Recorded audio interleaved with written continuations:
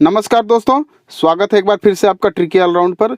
दोस्तों, Indian polity की series में आज जो हम टॉपिक डिस्कस करने वाले हैं वो है नियंत्रक एवं महालेखा परीक्षक, यानी कि controller and auditor general of India, जिसको कि हम शॉर्ट में कैग बोलते हैं। ठीक है ना। देखिए, बहुत ही मोस्ट इंपॉर्टेंट टॉपिक है। हर एग्जाम में आपसे यहाँ से क्वेश्चन बनते ही हैं, तो इस टॉपिक को बिल्कुल ध्यान से पढ़िए, बिल्कुल स्किप मत करिएगा वीडियो को।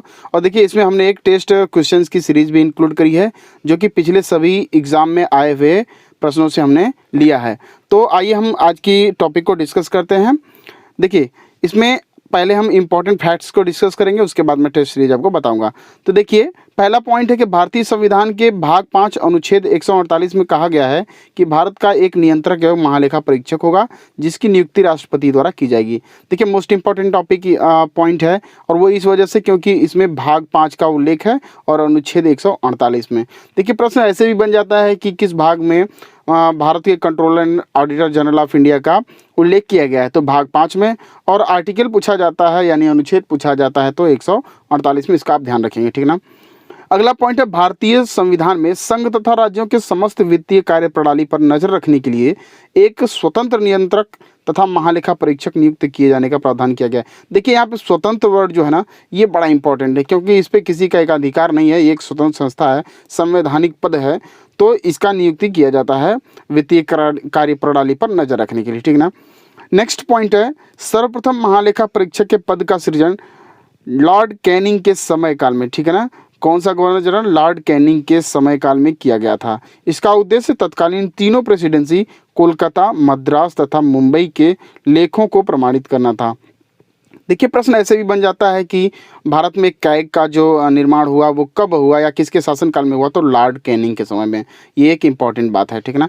नेक्स्ट टॉपिक है आपका, नियंत्रक एवं महालेखा परीक्षक पद ग्रहण की तिथि से 6 वर्ष की अवधि तक या 65 वर्ष की आयु तक जो भी पहले हो अपना पद धारण करता है। यानी कि जब इसके कार्यकाल की बात आएगी तो या तो ये 6 वर्ष की अवधि तक अपना कार्यकाल धारण करता है, या फिर यदि उससे पहले इसकी 65 वर्ष की आयु पूर्ण हो जाती है तब वो अपने पद से हट सकता है, ठीक है ना। तो ये कुछ इंपॉर्टेंट इसके टॉपिक्स से। आगे कुछ और टॉपिक्स को हम देखते हैं। देखिए, नियंत्रक एवं महालेखा परीक्षक को केवल उसी आधार पर हटाया जाएगा जिस आधार पर उच्चतम न्यायालय के न्यायाधीशों को हटाया जाता है।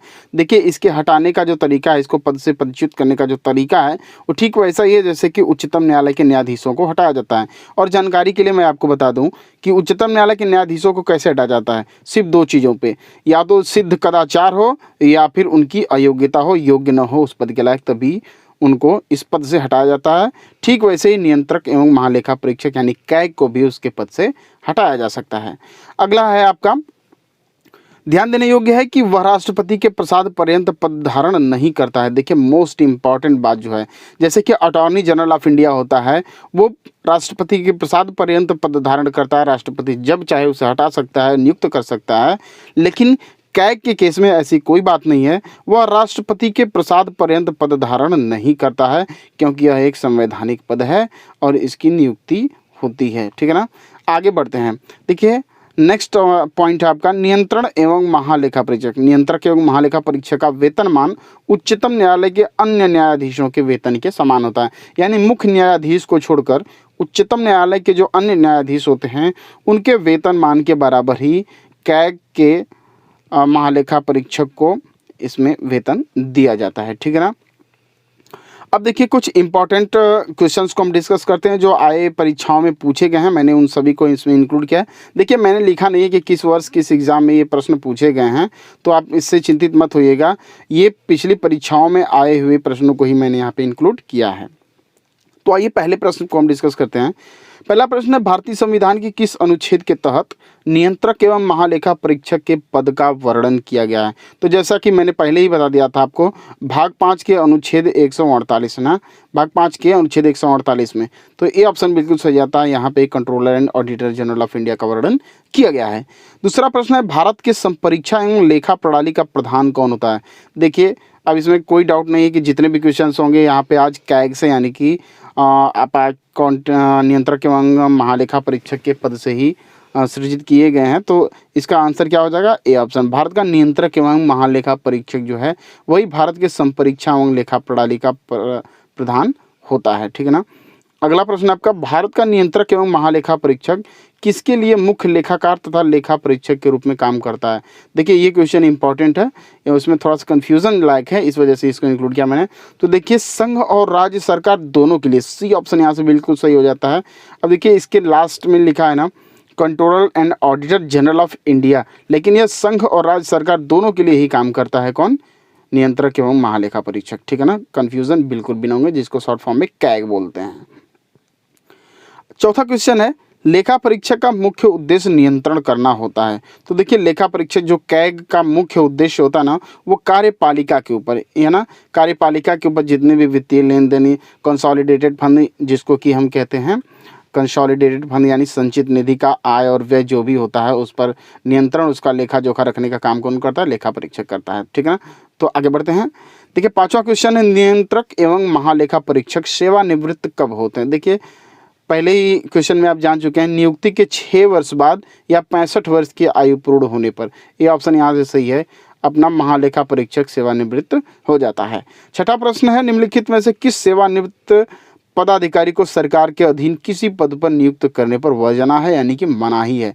तो वो दोस्तों controller and auditor general of India ही है, जो कि सरकार के किसी अधीन पद पर नियुक्त करने पर इसकी वर्जना है, ठीक है ना। अगले प्रश्न की तरफ बढ़ते हैं। किस सेवानिवृत्त नियंत्रक एवं महालेखा परीक्षक को वित्त आयोग का अध्यक्ष बनाया गया था? देखिए ये क्वेश्चन इंपॉर्टेंट है, क्योंकि ऐसा हमेशा नहीं होता है। तो यहाँ पे देखिए दोस्तों, ए ऑप्शन बिल्कुल सही है, ए.के. चंदा। ए.के. चंदा जी को ही सेवानिवृत्त होने पर नियंत्रक एवं महालेखा परीक्षक को वित्त आयोग का अध्यक्ष बनाया गया था, ठीक है ना। अगला प्रश्न है, भारत का नियंत्रक एवं महालेखा परीक्षक अपना प्रतिवेदन किसको देता है? तो देखिए दोस्तों, अपना प्रतिवेदन जो है वो क्या किसको देता है? राष्ट्रपति को देता है, ठीक है ना। राष्ट्रपति को ही ये अपना प्रतिवेदन देता है। अगला प्रश्न है, नियंत्रक एवं महालेखा परीक्षक पद ग्रहण की शपथ लेता है हाँ, नहीं, कहाँ ले सकता या स्पष्ट नहीं है? तो बिल्कुल दोस्तों, नियंत्रक एवं महालेखा परीक्षक पद की शपथ जरूर लेता है। हाँ, ये ऑप्शन बिल्कुल सही जाता है, क्योंकि यह एक संवैधानिक पद है, इसलिए संविधान के प्रारूप में इसके लिए शपथ लेना आवश्यक है, ठीक है ना। भारत के नियंत्रक एवं महालेखा परीक्षक द्वारा प्रस्तुत प्रतिवेदन के आधार पर कौन सी समिति कार्य करती है? तो देखिए दोस्तों, ए ऑप्शन बिल्कुल सही है, लोक लेखा समिति। लोक लेखा समिति का प्रतिवेदन ही नियंत्रक एवं महालेखा परीक्षक द्वारा दिया जाता है, और इसमें जितने भी आय और व्यय हुए होते हैं संचित निधि से, उसका लोक लेखा समिति में ही वर्णन किया जाता है, ठीक है ना। तो अगले क्वेश्चन की तरफ बढ़ते हैं। 11वां प्रश्न है, भारत के नियंत्रक एवं महालेखा परीक्षक के संबंध में कौन सा कथन सही नहीं है? तो देखिए पहला कथन है कि कैग लोक लेखा समिति की बैठक में भाग ले सकता है। बिल्कुल भाग ले सकता है। कैग लोकसभा तथा राज्यसभा की बैठक में भाग ले सकता है? बिल्कुल भी नहीं, बिल्कुल गलत पॉइंट है। थर्ड पॉइंट है, कैग की अधिकारिता संघ सरकार की शक्तियों के साथ सह विस्तृत है। आप तो अभी पढ़े हैं कि यह राज्य और संघ दोनों के लिए काम करता है। तो इसमें से दोस्तों ऑप्शन सिर्फ एक सही है, जो कि इसमें ऑप्शन नहीं दिया गया है, तो केवल एक इसका आंसर होगा, ठीक है ना। इसको डी ऑप्शन मान लेते हैं, केवल एक, ठीक है ना, यही आपका आंसर हो जाएगा। देखिए अगला प्रश्न है, नियंत्रक महालेखा परीक्षक की नियुक्ति किसके द्वारा की जाती है?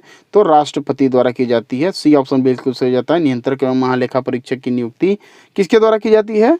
राष्ट्रपति द्वारा की जाती है। 13वां प्रश्न है, निम्नलिखित में से कौन भारत का कंसोलिडेटेड फंड का नियंत्रण पर्यवेक्षण करता है?